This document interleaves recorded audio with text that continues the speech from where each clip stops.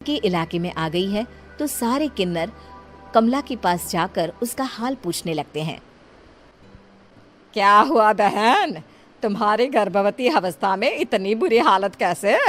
तुम रो क्यों रही हो? तुम डरो मत, हम तुम्हें कोई नुकसान नहीं पहुंचाएंगे। तुम शांत होकर सब बताओ कि हुआ क्या है। मैं कमला हूँ, मैं गांव के दूसरे इलाके से आई हूँ। 2 महीने पहले ही मेरे पति की मौत हुई है। मुझे गांव के लोग मनहूस मानते हैं क्योंकि मैं विधवा हूँ और गर्भवती भी। वहाँ के लोग मुझे खाने के लिए कुछ बेचने के लिए भी तैयार नहीं, जिससे मेरा गुजारा नहीं हो रहा था। कोई बात नहीं कमला, हम तुम्हारा ख्याल रखेंगे। किन्नर लोग कमला को एक खाली घर में रहने के लिए जगह दे देते हैं और उसकी देखभाल भी करते हैं। कुछ ही महीने बाद कमला अपने बच्चे को जन्म देती है, पर अफसोस कमला बच्चे को जन्म देते ही अपनी जान गंवा देती है। जब सब किन्नर बच्चे को देखते हैं तो बहुत खुश हो जाते हैं, क्योंकि वो बच्चा भी किन्नर ही था। कमला ने एक किन्नर बच्चे को जन्म दिया था। अब इस बच्चे की देखभाल कौन करेगा? हम तो इस बच्चे को गांव के दूसरे इलाके में भी नहीं भेज सकते। और तो क्या हुआ, इस बच्चे की माँ नहीं रही तो हम इसे पालेंगे। अब ये हमारे इलाके में रहेगा, हमारे साथ रहेगा। फिर वो किन्नर उस किन्नर बच्चे को गोद ले लेते हैं, उसका नामकरण कराते हैं। उस किन्नर बच्चे का नाम शक्ति रखा जाता है। देखते ही देखते शक्ति बड़ी होने लगती है। उसके रंग रूप बहुत सुंदर थे। वो बहुत सुंदर किन्नर दिखती है। एक दिन शक्ति एक किन्नर से पूछती है, माँ जी सुनिए ना, ये गांव के दूसरे इलाके में भी तो लोग रहते हैं, तो हम वहाँ क्यों नहीं जाते? हम उनसे अलग क्यों रहते हैं? शक्ति, क्योंकि वो लोग हमारे जैसे नहीं, वो लोग हमें पसंद नहीं करते, इसीलिए हम उनसे अलग रहते हैं। क्यों? वो हमें क्यों पसंद नहीं करते? मुझे एक बार उस इलाके में जाना है, मैं एक बार वहाँ जाकर घूम कर आऊं। शक्ति, खबरदार, जो तू उस इलाके में कभी भी गई तो अपनी जान नहीं गंवाना चाहती तो उस इलाके में कभी कदम भी नहीं रखेगी, समझी? इतना कहकर वो किन्नर वहां से चली जाती है। शक्ति उस किन्नर की बात सुनकर बहुत रोती है। माँ जी ऐसा कैसे कह सकती है? उन्होंने इतनी सी बात के लिए मुझे इतना डांटा। अब तो मैं उस इलाके में जरूर जाऊंगी। फिर एक दिन शक्ति गांव के दूसरे इलाके में चुपके से जाती है। ये लोग तो हमारे जैसे ही इंसान हैं, तो ये हमसे नफरत क्यों करते हैं? जब शक्ति उस इलाके में पहुंचती है तो गांव के सारे आदमी उसके रूप से मोहित हो जाते हैं।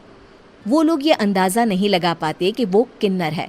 शक्ति की सुंदरता देखकर सारे गांव वाले उसकी तारीफ करने लगते हैं। तभी गांव का चक्कर लगाने गांव के जमींदार का बेटा हर्ष वहां पहुंचता है। हर्ष भी दिखने में बहुत सुंदर होता है। जब हर्ष ने शक्ति को देखा तो वो भी उससे मोहित हो गया, और जब शक्ति की नजर हर्ष पर पड़ी तो वो हर्ष को देखकर मोहित हो गई। आपको पहले कभी इस गांव में देखा नहीं। इस गांव में आप नए हैं क्या? जी नहीं, वो मैं बस। तभी शक्ति बोलते बोलते रुक जाती है और मन में सोचने लगती है, अगर मैंने इनको बता दिया कि मैं दूसरे इलाके से आई हूँ तो वो समझ जाएंगे कि मैं किन्नर हूँ, इसलिए मुझे इनसे झूठ ही बोलना पड़ेगा। शक्ति हर्ष को कहती है, जी हाँ, मैं इस गांव में नई आई हूँ, यहाँ अकेली रहती हूँ। वैसे आप कौन है? आप भी इसी गांव में रहते हैं? जी हाँ, मैं इस गांव के जमींदार का बेटा हूँ। आपको किसी भी चीज की जरूरत पड़े तो आप मुझे बता देना, मुझे अच्छा लगेगा। ऐसे ही शक्ति और हर्ष एक दूसरे से रोज मिलने लगते। वो दोनों अपने प्यार का इजहार करने एक दूसरे से मिलने जाते हैं। तभी शक्ति का पीछा करते करते एक किन्नर वहां आ जाती है। शक्ति, मैं तुमसे बहुत प्यार करता हूँ। मैं तुमसे शादी करना चाहता हूँ। क्या तुम मुझसे शादी करोगी? हाँ हर्ष, मैं तुमसे शादी करूंगी, पर मैं तुमको अपने बारे में एक सच्चाई बताना चाहती हूँ जो मैंने तुमसे छुपा कर रखी है। तभी उनके बीच में ही वो किन्नर आ जाती है।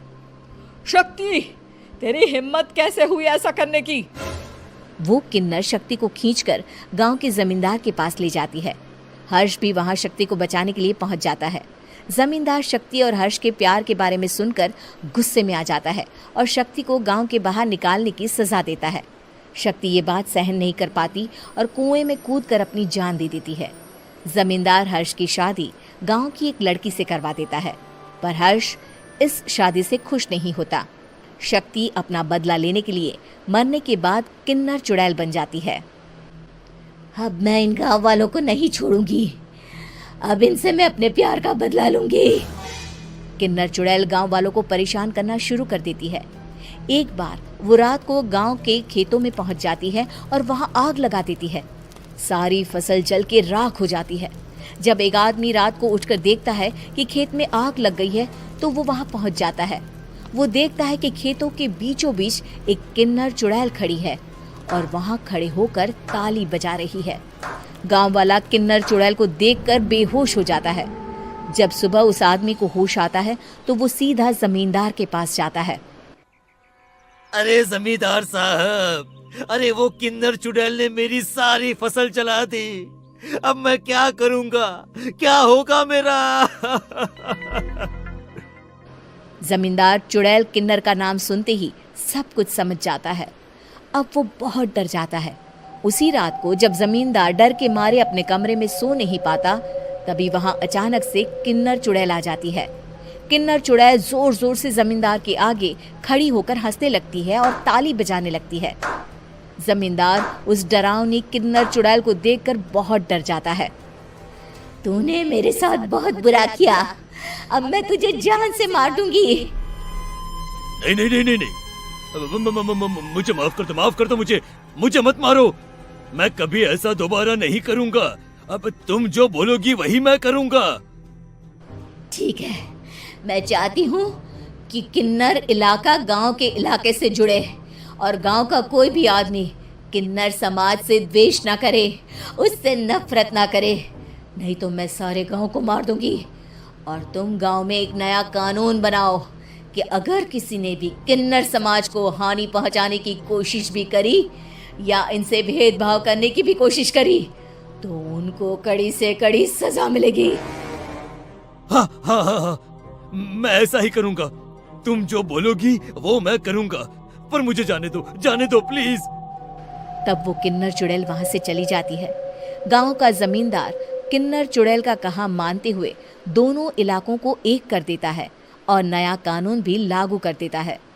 तब से वहां किन्नर समाज और बाकी गांव वाले शांतिपूर्वक रहने लगते हैं।